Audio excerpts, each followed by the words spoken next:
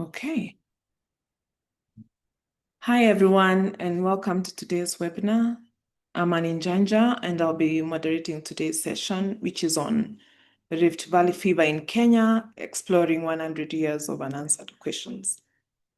Mathew Muturi, a vet and head of epidemiology and economics at the Directorate for Veterinary Services, is our speaker for this session. And before I forget, Muturi graduated from Freie University in Germany last week after successfully defending his PhD. So congratulations for that milestone, Muturi.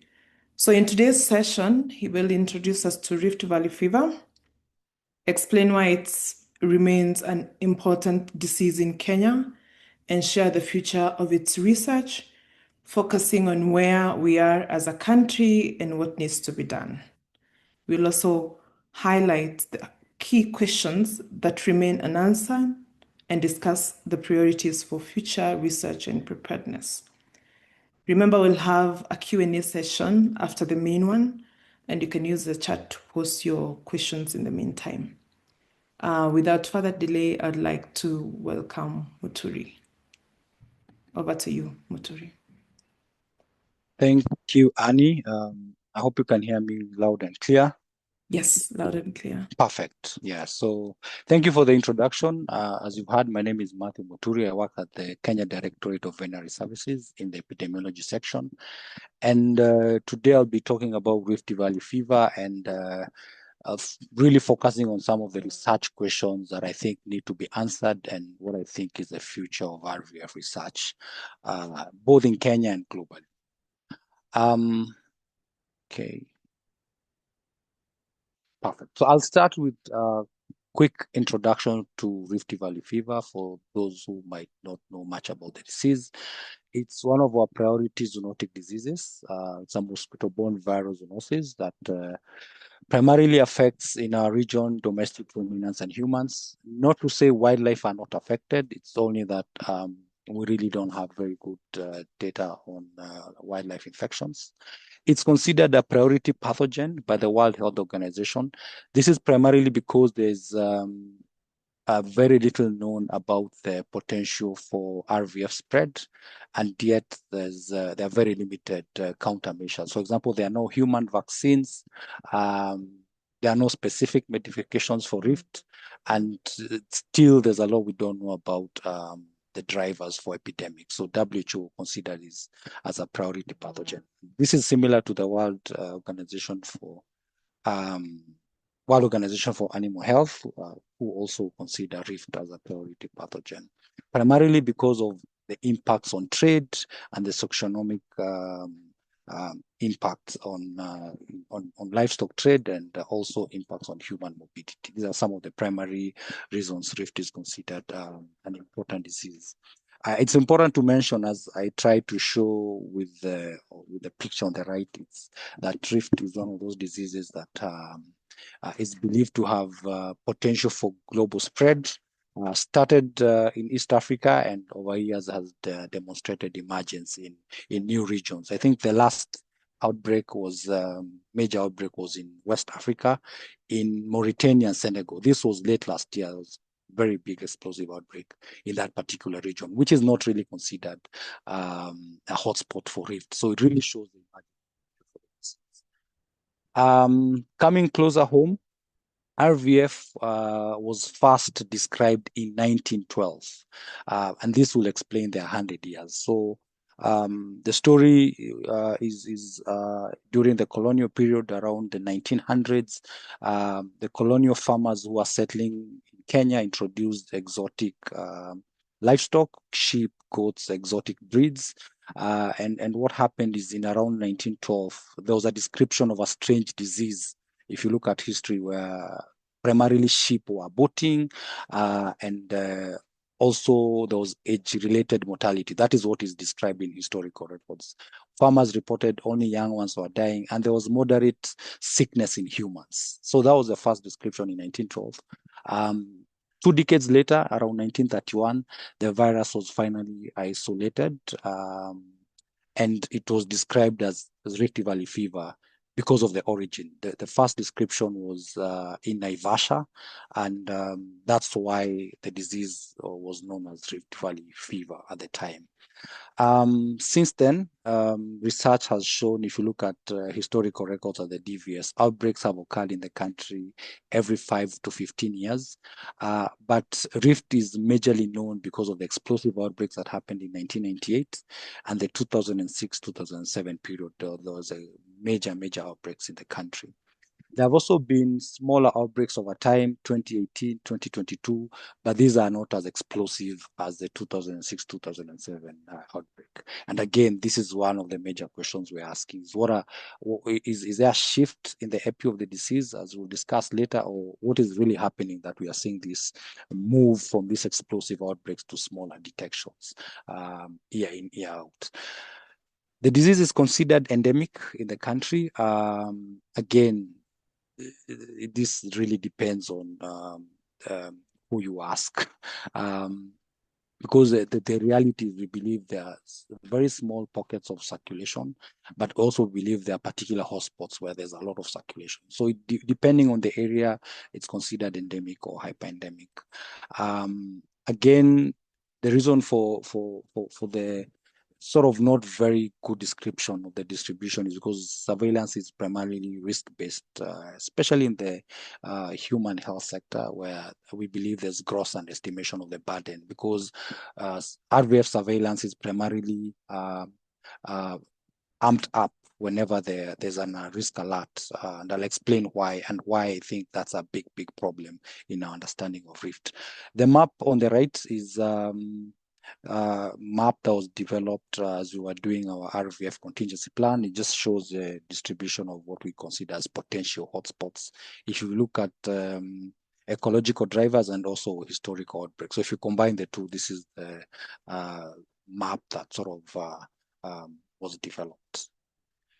As I said, RVF outbreaks are commonplace in Kenya, and we've responded to quite a number of outbreaks. I started my interest in Rift way around 2017, 2018, when we did our investigation of RVF outbreak in northern Kenya. And what followed is really exemplifies why this is an extremely important disease. These are snippets from The Nation. As you can see, there's really misunderstanding of the disease. So immediately during this outbreak, county government banned, sale of meat in certain areas. Again, you could see there was a lot of warning around, contact with animals or consumption of animal products. And you can imagine the impact this has on livestock dependent communities where livestock is the economic mainstay.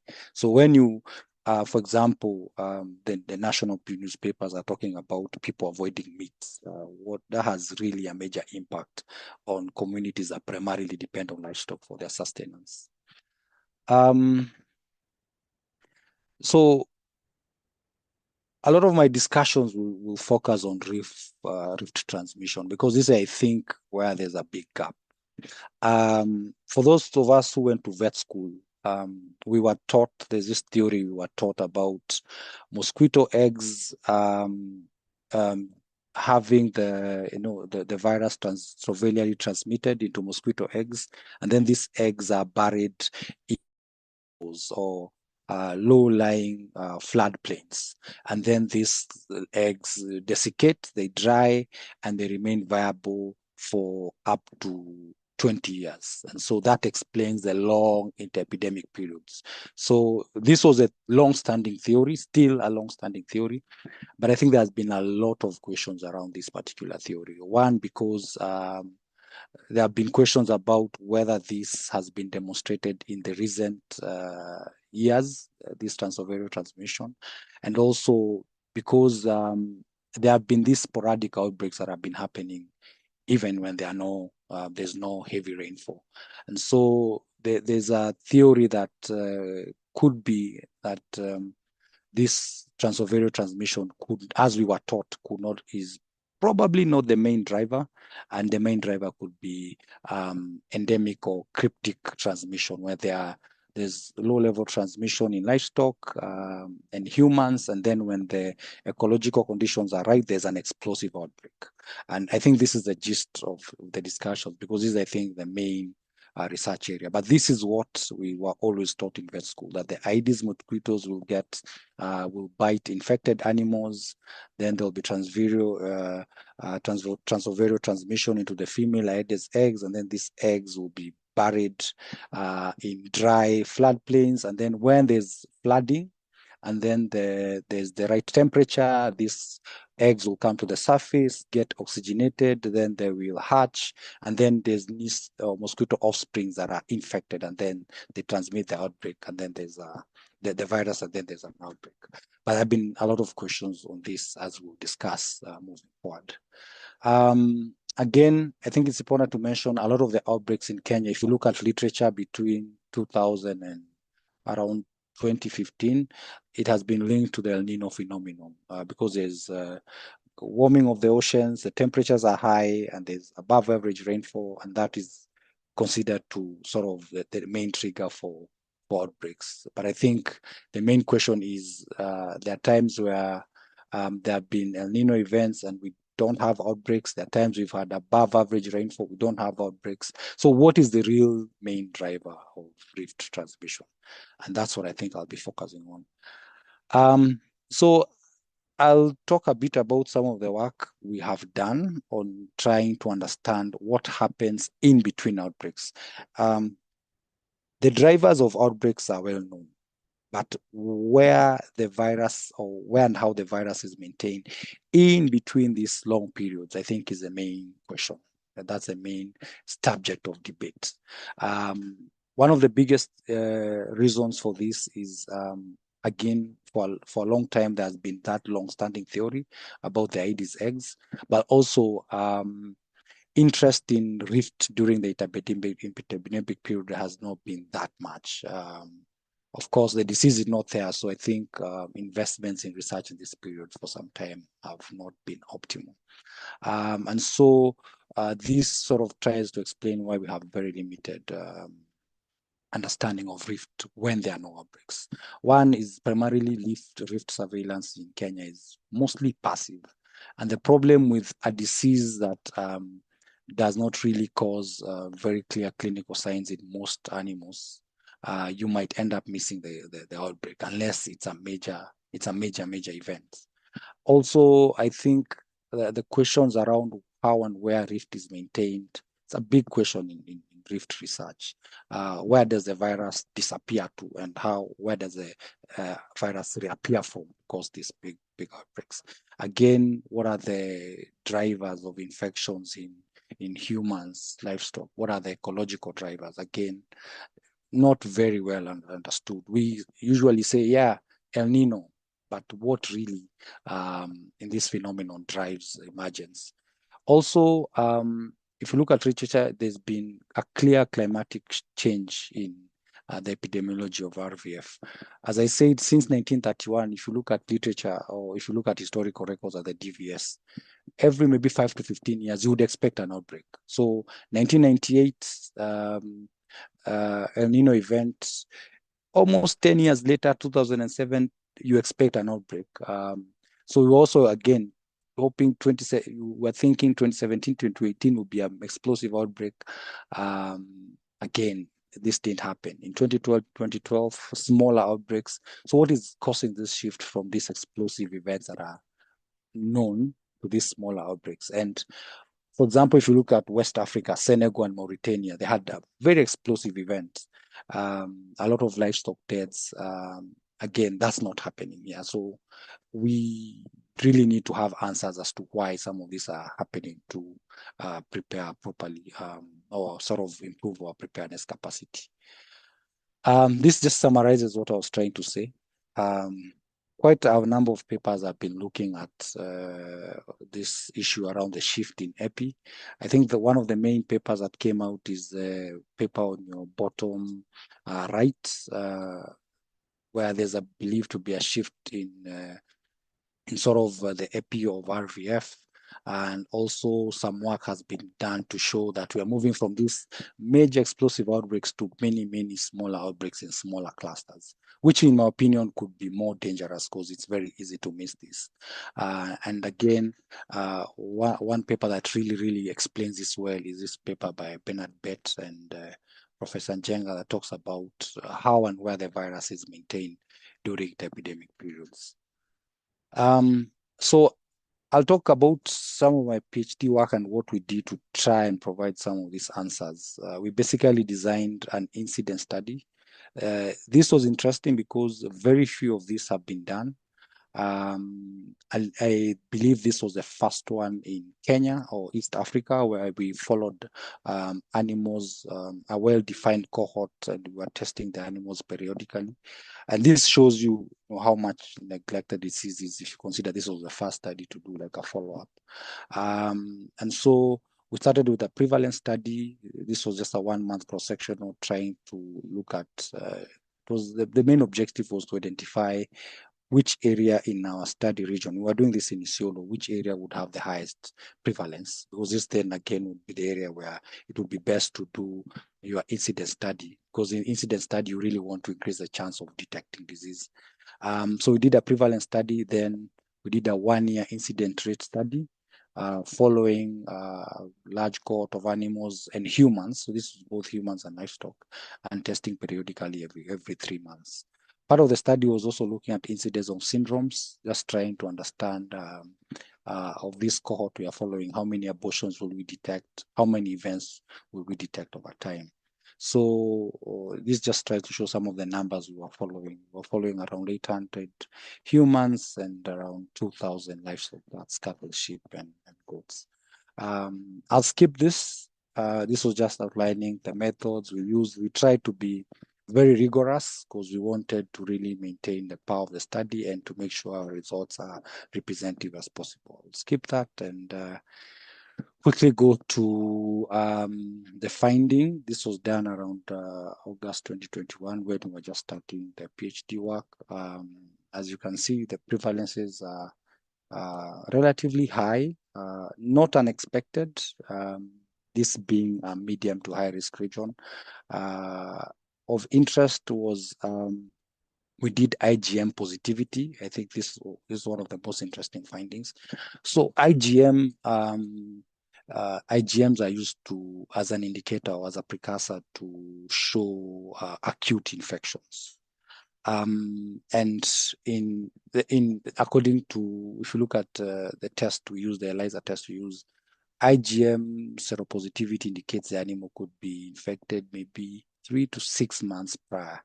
And so it's a good indication of animals that have been exposed in the last couple of months. So we tested a subset of livestock for this. For context, August 2021 was a drought period. It was extremely dry. It had not rained in the study area for almost 6-7 months. It was extremely dry, no flooding, no nothing. And we were quite surprised to still detect IgM positivity. So it means there was this low level exposure. And so the question is then, where are these infections coming from? So we found IgM seropositivity of 0.4%, but then a relatively high livestock seroprevalence. So showing the sort of cryptic transmission in this area. For those who know Isiolo, we basically did a lot of this work around most of Isiolo. But because of insecurity, if you look at the map, you could see we're in the northern parts. The lower part borders, is this Garissa? Yeah, and there are some issues with insecurity. So we were mostly sampling the northern part, and we still, and as I said, it was extremely dry, and we got quite high seroprevalence rates.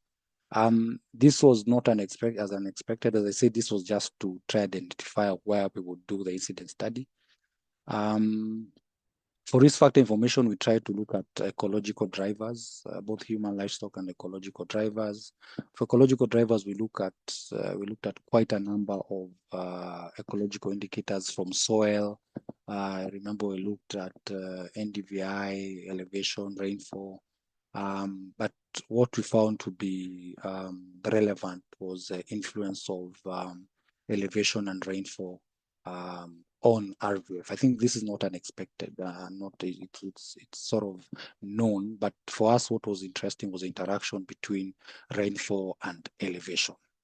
And so I think this was basically to show us if this would be a good area to do the incident study. And based on this, we also were able to choose an area that would sort of have, as I said, a higher chance of detecting cases. So this is just a summary of what the cross-sectional results were showing. I think high seropositivity is an indication of endemicity, especially when you're getting age-related increase in prevalence. Again, shows concurrent exposure. Detection of IgM at this level, because this is seroprevalence. This, we used it to indicate acute infections, and also we were able to show that there are ecological influences on RVF seropositivity. It's interesting because if you read about Rift, you'll see in the past, people, for example, if there was an outbreak, I think this was in Egypt, people would move their livestock to high elevation areas. High elevation areas tend to have less mosquitoes, they are colder, less flooding. And so we were able basically to show the interaction between these ecological drivers and what it could mean for disease prevention and control. What does it mean for pastoralists when they are alerts? Do we tell them to move from lower elevation areas to higher elevation areas? So I think this was a bit interesting for us, but I think the main focus for us was the incident study, which I think, as I said, this was the first time this was being done in Kenya. And so the incident study was a 1-year follow-up of cattle, sheep, goats, and humans in Garbatula in Isiolo. Garbatula is a sub-county in Isiolo. There were 2 modes of the case detection, getting incidence cases based on syndromic and serological surveillance. So syndromic, basically you are telling farmers, if you observe certain syndromes, let us know. We test these animals to see whether they have 0-0 converted. And serological surveillance, we are basically testing these animals every 3 months. The challenge with Rift is only a very small proportion of cases will show symptoms. So unless there's very high infection rates, if you only depend on syndromic surveillance, you'll miss cases. So that's why we combine the two. Again, for sample size, again, this was interesting. We used the WHO manual, and after calculations, we ended up with a very big sample size, primarily to account for loss to follow-up. Then this is one of the biggest challenges when you're working in pastoral areas, because again, we had thought it would rain when we were starting the study, but then there was a big drought and a lot of animals were moving. During that period, we lost quite a number of animals to drought. So again, some of the things I'll discuss in what are the lessons we've learned doing follow-up studies in pastoral areas. But this was basically the incident study sampling plan. We selected once we identified the sample size, we assumed would get around 20 animals or so per household. This was just to make it also logistically possible to follow up these animals.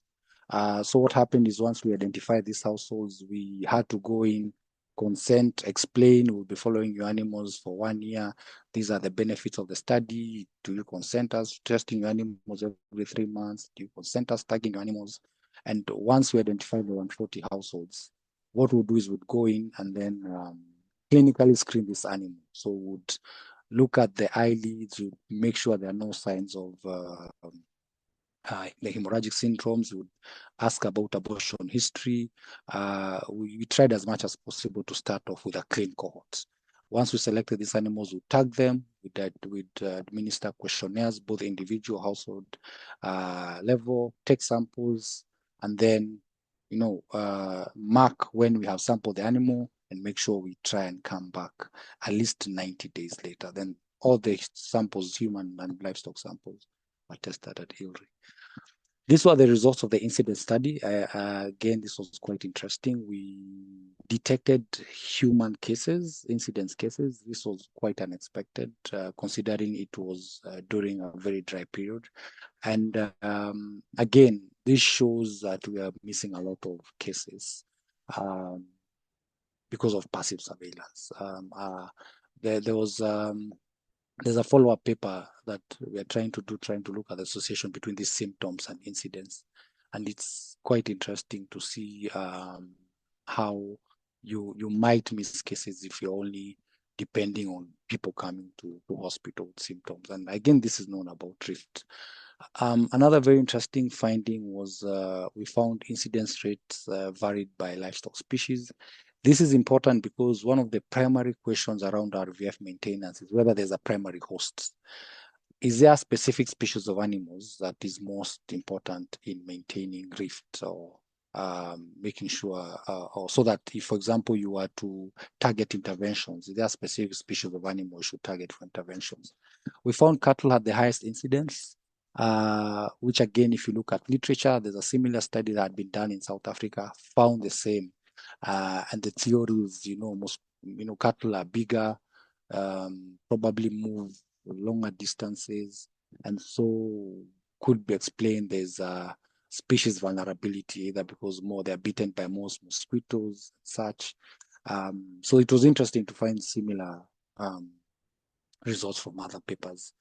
We also found there's a temporal influence on incidence. There's a particular period where incidence was highest, and we attributed this to a period where there was most livestock movement, as people are moving to look for pastures and such, because livestock movement is one of the main drivers of livestock infections.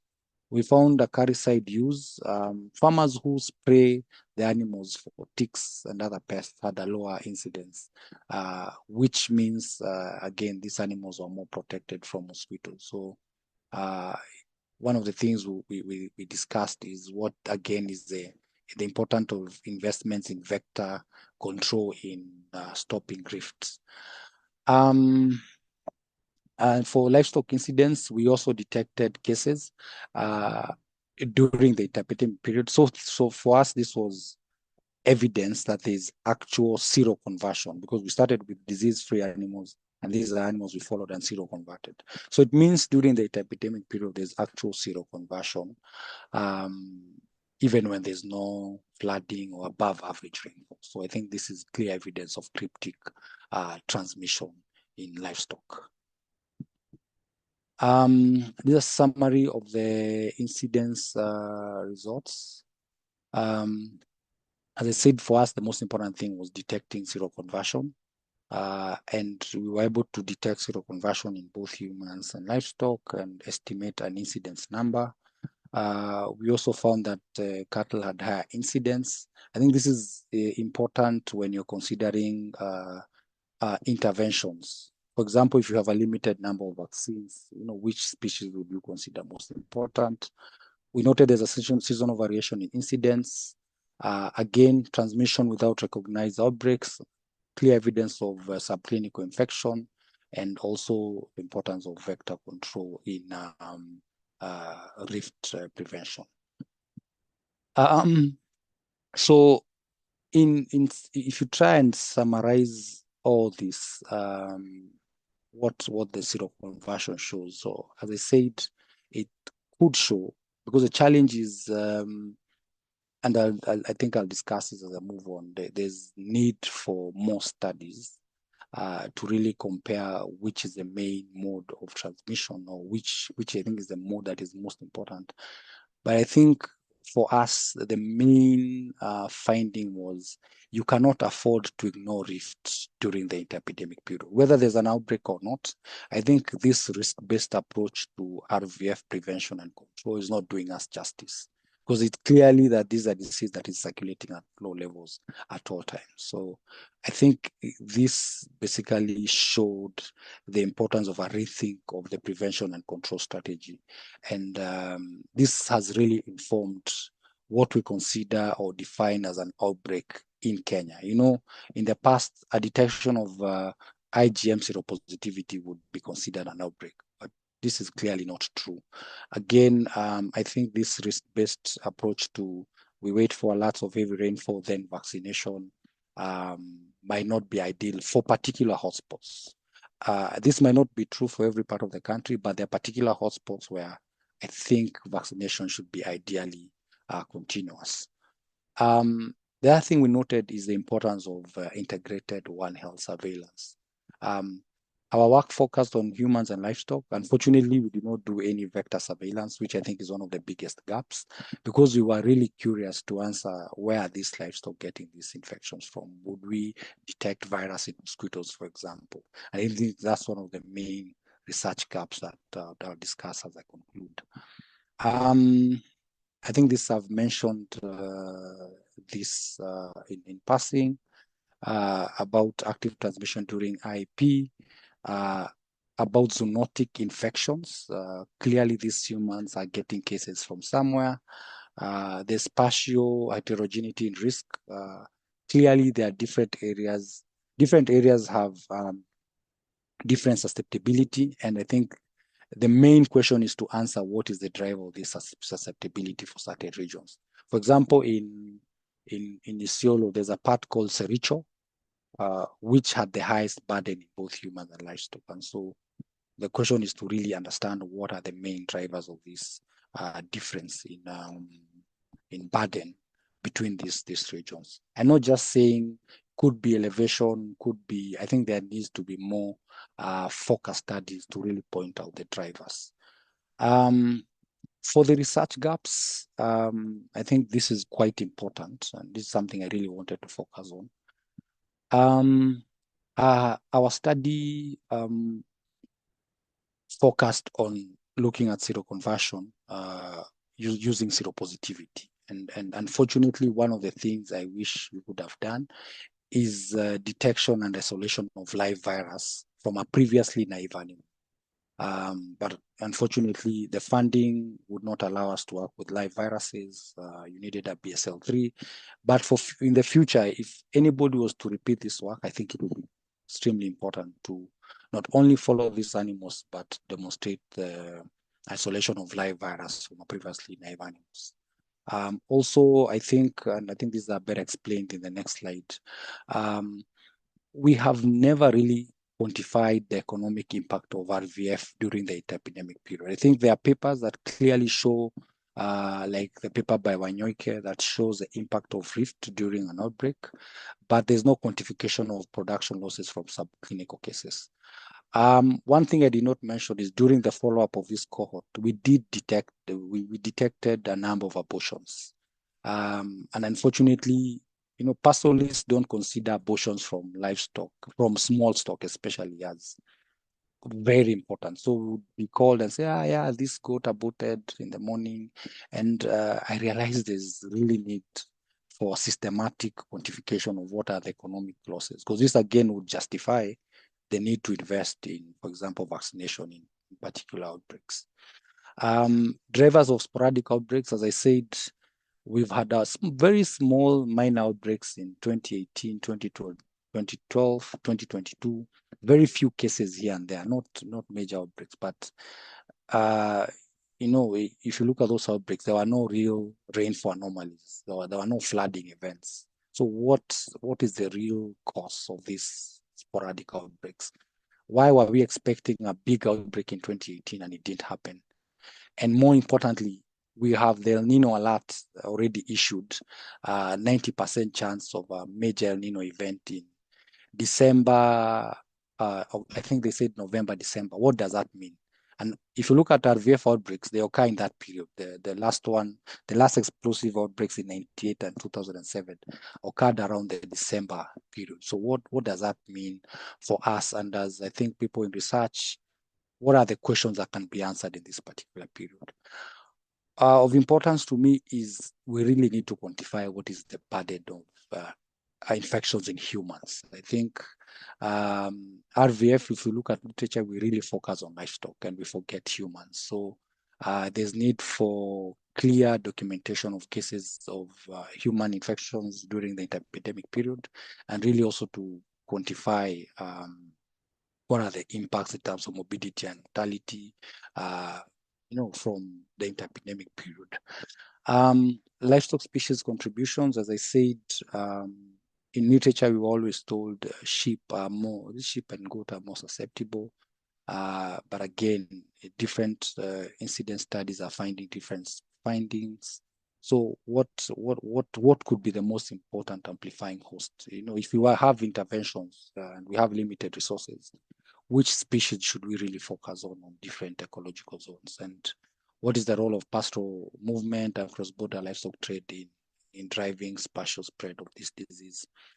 For people who work in vector studies, I think the role of transovarial transmission in Aedes mosquitoes remains subject of debate even now. And that's why I say this is 100 years of unanswered questions. We really don't know how the virus is maintained. Like now, we have no idea what would trigger the next outbreak. And also, we don't know what is the contribution of, for example, mosquito vectors in human infections versus contact with livestock. We don't know the contribution of mosquito vectors in livestock infections as opposed to livestock host-to-host transmission. So there's quite a number of questions that need to be answered. What now I consider an immediate priority, I think all of us who are following the news, I think the Met Department has repeatedly talked about this El Nino prediction, 2026. And they are saying the usual areas, Garissa, low-lying areas, Garissa, Tana River, they'll be most likely affected in terms of flooding. And so if you overlay our risk map and areas where there's projected to be above average rainfall, it's like they overlay. So what does this mean in terms of potential for a big outbreak in 2026? And also, more importantly, I think what's the potential to answer some research questions in this period? And I think this is I don't want to say golden opportunity, but it's a good opportunity to really try and understand or quantify what are some of these drivers for rift, especially with this El Nino coming up. I think we need to really focus on ecological studies, monitor vector populations right now, before, during, and after the El Nino event, monitor antibody levels in livestock before, during, and after the event. The same for humans, really to quantify what are the possible risks that are driven by these El Nino events. I believe that is my last slide. Quite a number of institutions supported a lot of this work. And of course, we have to appreciate all those from IORISEMA and other institutions. And yeah, thank you for your attention.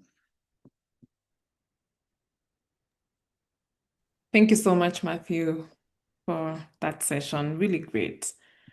So we open up the floor to questions, and we already have one from Moses Masika.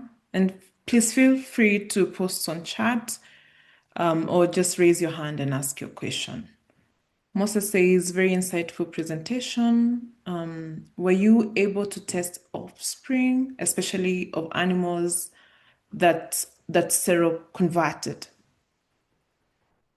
We can start with that, Muturi. Yes, unfortunately, no, we did not test that. That's a good observation. We had not even thought of that. We did not test the offsprings of seroconverted animals. One of the challenges is we would only test animals that we had tagged. It was a closed cohort, not an open cohort. So we only follow the animals that we started with from the very beginning. And Tabitha is seeking a clarification. Have you been able to link any prevalence patterns to weather climate patterns? The Yeah, interesting. For the incident study, we did not find an association between weather patterns and incidents, primarily because the entire study period was in the middle of the worst drought. So it was dry as ever. So there was no variation in weather patterns, and we were not able to really link any differences in incidents and climatic drivers. But for the seroprevalence, as I said, there was a link between rainfall and elevation, and also there was interaction between rainfall levels and elevation. Okay, we have another one from Onyango Sangoro. Great presentation, given the bionomics of AIDS mosquitoes, that they can breed in water tanks and water reservoirs around humans. Do you think this could be maintaining the RVF transmission? Yes, I would say yes. I think there are studies that have shown areas that are now opening irrigation areas, irrigation farms and such, have prone to infections. There's some work done by ILRI in Tana River, where I think they followed some villages where there's irrigation, and there are new projects, water projects, and they did find an association between infection and this particular region. So I do believe it could be a proper drive. Unfortunately, we did not really focus on the environmental bit. This was one of the gaps I said could be, in future, if I was to redo this, I would really also focus on the environmental component. Augustine has a question. Augustine, go ahead. Okay, thank you. Thank you, Matthew, for the nice presentation. So you have mentioned about the key drivers of transmission, like the ecological factors and also the variable transmission. But did you try to confirm whether immunity also plays a role in the outbreaks of Rift Valley fever? Because you have mentioned that there has been a periodic outbreaks, maybe lasting for 10 to 15 years. And I think maybe this could be explained by people getting infected and over time lose the immunity. And that's why we have these recurrent outbreaks. So I don't know if I'm wondering if you also looked at how immunity could facilitate the transmission. Thank you. Thank you, Augustine. In this particular study, we did not, but we know we know Rift antibodies are known to last for a long time. Some people say even they're lifelong. So they do affect infection rates. In fact, I did not mention this, but in our study, one of the inclusion criteria was we were trying to bring in animals at least above 6 months just to avoid maternal antibodies. So they do have an impact. However, if you look at how long the average cow or goat stays in a household, we estimate it to be maybe 6 to 7 years. Goats, much shorter period, maybe 2-4 years maximum. So I don't know how much of an influence that has, but I think that's another area to be looked at. And also for people who work on lab studies, this theory, we have always been told that maternal antibodies are that Rift antibodies are lifelong. I personally don't think it's true. I think they do wane off maybe after a year or so. And I think that's another area people should look at. In fact, we are trying to develop a study to look at exactly that. We try and do, serial testing, and we look at how antibodies are waning over time. Okay, Dixon Nyaguthi, was there a correlation between syndromic results and seroconversion? No. Unfortunately, we do not get a lot of syndromic data. And also, I think the challenges with the syndromic surveillance is the animals were moving quite a bit, so we were missing a lot of cases. We'd be told an abortion has happened, 100 kilometers away. We were not able to detect a lot of this abortion. So in the study we are trying to design, a cohort of animals that will be sort of easily accessible, but also not biasing the study, because the problem is if you over control the animals you're following up, again you're biasing your study. So I think we are trying to strike a balance on this, how to make sure we can follow up animals, get as much data as possible, but also be a realistic presentation of what happens in pastoral community. So unfortunately, we do not get very many syndromic cases, just because we're being called. Abortions happen in the field, they leave them out, and we were not able to verify a lot of that. Okay, and Njoki says, great presentation. And what preparedness measures have been put in place to mitigate the risk of RVF ahead of the anticipated El Nino rains? Thank you, Njoki. I think we Yeah. have done quite a number of, we are doing memos to counties. Just, in Kenya, disease control is default function. So I think for now we are focusing on awareness creation among counties, just telling them what needs to be done. I know there's a meeting next week, high level, discuss preparedness measures, not only for Rift. I think all vector-borne pathogens, there's a big risk, especially now that we've not had a major El Nino event for quite some time. Okay, and Sangoro had a follow-up.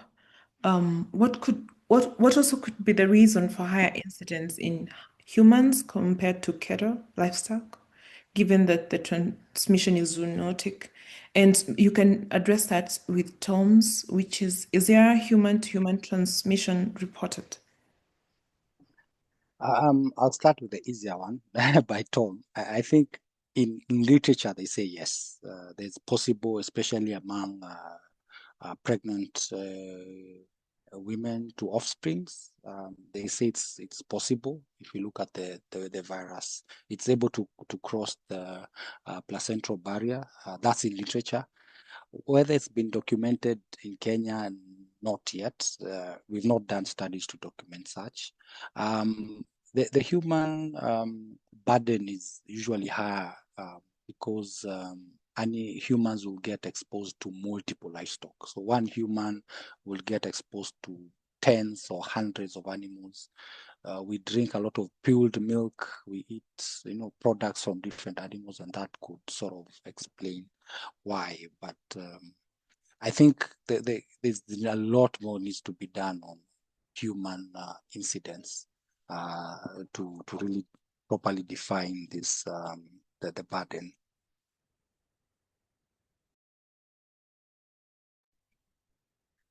Okay, and by Kevin, great presentation, Doc. Which emerging technology do you think will have the greatest impact on RVF prediction and control in the next decade? Emerging technology. I think now there are better methods for lab detection. The PCR tests that are more sensitive and specific to Rift.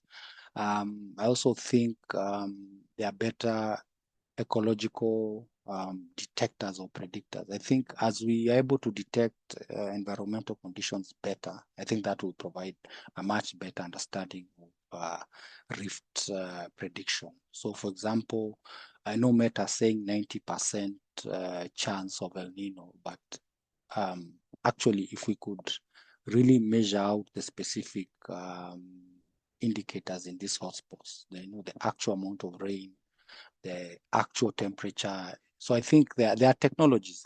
Part of the work we did in Isiolo, we had they're called what? These portable weather stations. It was a very interesting technology. It measures humidity, rainfall. So that's what we used in our study. We had a portable weather station. It's very interesting technology. You go and put it up, it collects weather data and it transmits to a cloud somewhere. Yeah, so those are some of the things I think that can work in the future. Awesome. If there are no more questions, I'd like to bring this webinar to an end. And thank you so much, Muturi, for the session. So informative. Clearly, there are so many unanswered questions, but at least you're moving the needle in your own space, in your own special way. So thank you again, guys, for joining us. This was in a special way for us to mark the World Zoonosis Day, which was on Monday. And thank you for your questions and attentiveness. Thank you, Mathew, also for jetting in and making this happen today. Without further ado, I would like to now bring the session to an end and see you in the next one. Thank you. Thank you.